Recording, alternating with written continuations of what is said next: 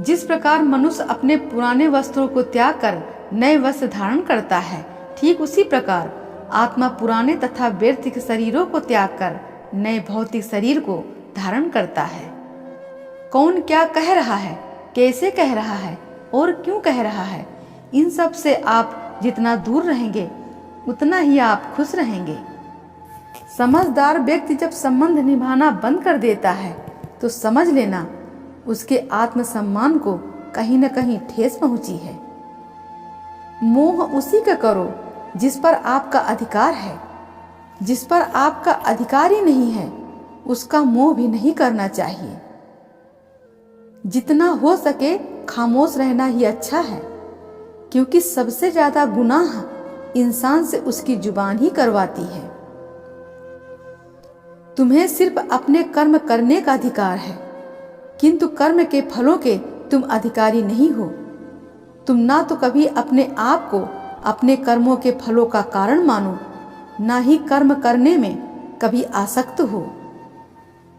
संसार में कोई मनुष्य सर्वगुण संपन्न नहीं होता, इसलिए कुछ कमियों को नजरअंदाज करके रिश्ते बनाए रखिए। पूर्णता के साथ किसी और के जीवन की नकल करके जीने की तुलना में अपने आप को पहचान कर अपूर्ण रूप से जीना बेहतर है। जीवन की सबसे बड़ी गलती वही होती है जिस गलती से हम कुछ सीख नहीं पाते। मनुष्य की मानवता उसी वक्त नष्ट हो जाती है जब उसे दूसरों के दुख पर हंसी आने लगती है। समय यही सिखाता है कि जिंदगी किसी का इंतजार नहीं करती और ना ही किसी के लिए रुक सकती है। समस्या इतनी ताकतवर नहीं होती जितना कि हम उन्हें मान लेते हैं। कभी सुना है कि अंधेरे ने सुबह को होने नहीं दिया। जरूरी नहीं कि हर बार आपके शब्दों को सही समझा जाए, इसलिए कभी कभी चुप रहना ही सबसे बेहतर होता है। आपकी हार और जीत आपकी सोच पर निर्भर करती है, इसलिए मान लो तो हार ही होगी और ठान लो तो जीत ही होगी। जीवन में कुछ भी स्थायी नहीं है, इसलिए स्वयं को अधिक तनावग्रस्त ना करें, क्योंकि परिस्थितियां चाहे कितनी भी खराब ना हो, बदलेंगी जरूर।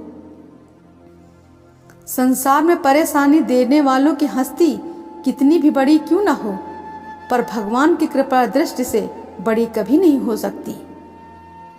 सिर्फ दुनिया के सामने जीतने वाला ही विजेता नहीं होता, बल्कि किन रिश्तों के सामने कब और कहां हारना है ये जानने वाला भी विजेता होता है।